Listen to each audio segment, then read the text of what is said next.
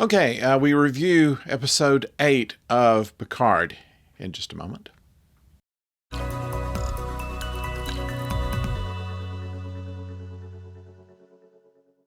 Hello out there, I'm the oldest nerd, and I want to say something. I've shown this picture to you before.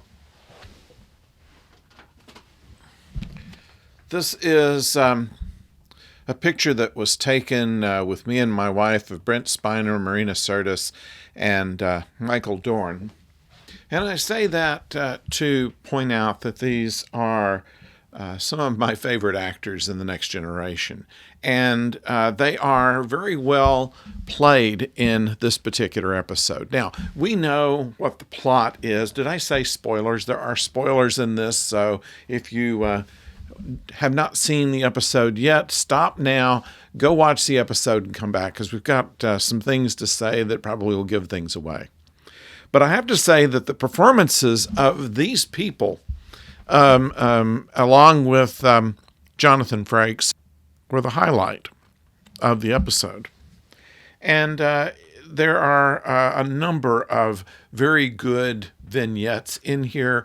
When Worf sees Deanna for the first time in a long time, he talks about how much he thought about her and things like this, which leads to one of the better lines in the show, where Riker says, "Is this a rescue or more of the torture?"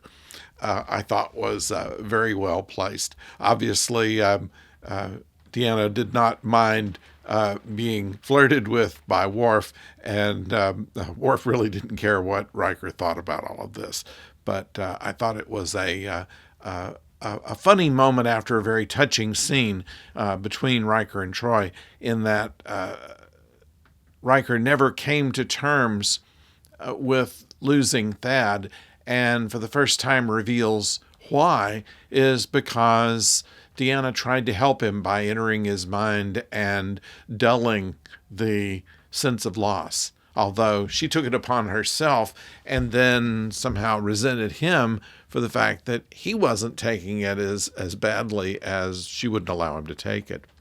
So they talk this out, and they settle it right there in their cell. And about the time they do that is when Worf comes in to rescue them. Now, so we know that we were going to spring Riker and Troy anyway. There's some passing mention of Kestra. We've been told in an interview with Terry Metalis is that Kestra was accepted at an early age into Starfleet Academy, so she's not just sitting on Nepenthe waiting in an empty house for them to come back. So she's at least looked after.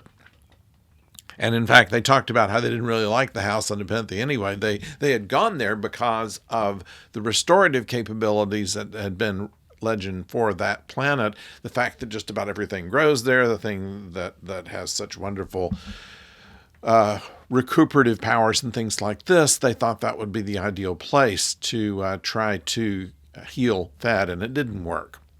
And so they both, not telling each other that they really hated the place, have decided now that they will sell, or whatever you do in the 24th century, they will release that property and go back and live in the city. Assuming that they get away from this alive, and that's basically where they were talking about. There are other good scenes in the show, especially the one with Brent Spiner, who is probably the best actor among them all, in that he is able to play multiple parts within not only the same episode, but the same scene. He plays against himself as Lore in the Mind Palace. I was thinking about this. If you've watched Sherlock, with Benedict Cumberbatch, he would go into, in the books, they talked about Holmes having his mind to be like an attic, a well-ordered attic, in that there wasn't just junk up there, but stuff that was neatly laid out so when you need to go and get it, you can. And in the Sherlock TV series, they referred to this as a mind palace, where he could retreat and go through relevant things. And so they seem to be doing that here with Data and Lore, where they are, when their barrier is removed between them, Data starts noting his memories in a way that has trinkets, Sherlock's pipe, the deck of cards for the weekly poker game, the cat, finally, that made the difference in Data's life, whereas there was all of these things that contained his memories that he's passing over to Lore, apparently surrendering to him, therefore the part of the reason of the title of the episode.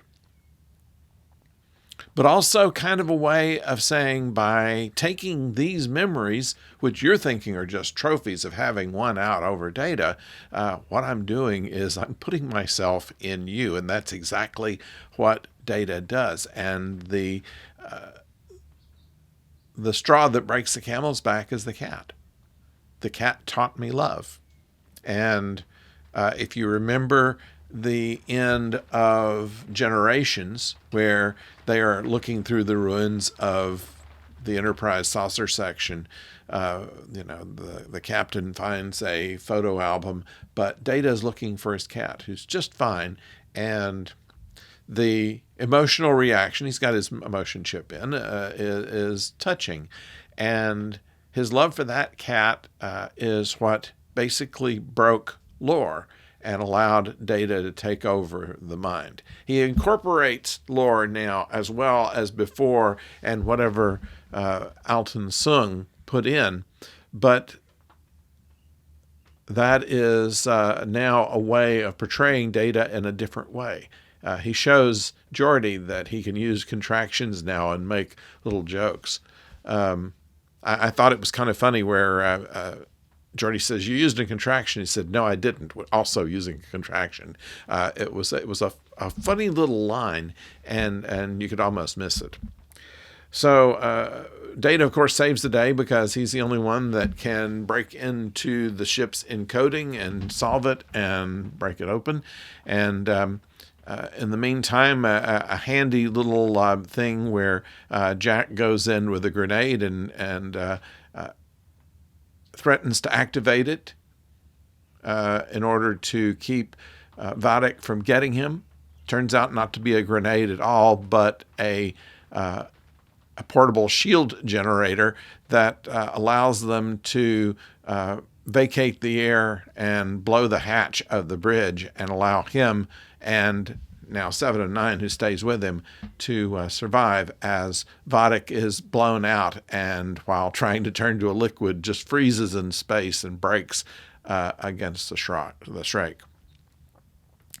So that is the end of Vadic, and it didn't happen before she murders Tavine after faking out 2 other officers there. A clever way of overriding the ship's controls was caught by Vadic. This would have been too easy, I suppose. So I like the way the writing goes. It's very puzzle-like and still is. We have a lot yet to learn about exactly what Jack is and what was mistaken for aromatic syndrome in Picard and in Jack. And we do know from Deanna that Jack is surrounded by something, not part of something. So he's not deranged of any sort, but rather is influenced by something else that's causing some odd things to happen. And what that is and who the handler of Vadic was is still up in the air. We don't know how that's going to resolve itself, but we get a lot of answers in this episode and some very good moments where we have all of the main cast sitting around the table in the observation lounge. And you almost wonder if it's the actors saying how much it's nice to be together than the characters. We have a couple of good moments with Raffi, who, while she is able to defeat changelings in a corridor, Worf comes up behind her and tells her that she didn't do it properly. I thought that was Also, a little clever thing, didn't need to be in there, but added a little spice to the stew. Now, I've probably missed some things, so if there's some things that you noticed, please put it in the comments below and we'll talk about it. In the meantime, if you have not yet subscribed to the channel, please do so. And, of course, click on the thumbs up button, if you will. That just gives us a nice feeling. So we would appreciate that. It doesn't cost anything, just takes an extra little click, and then that's it. So until next time, don't go far.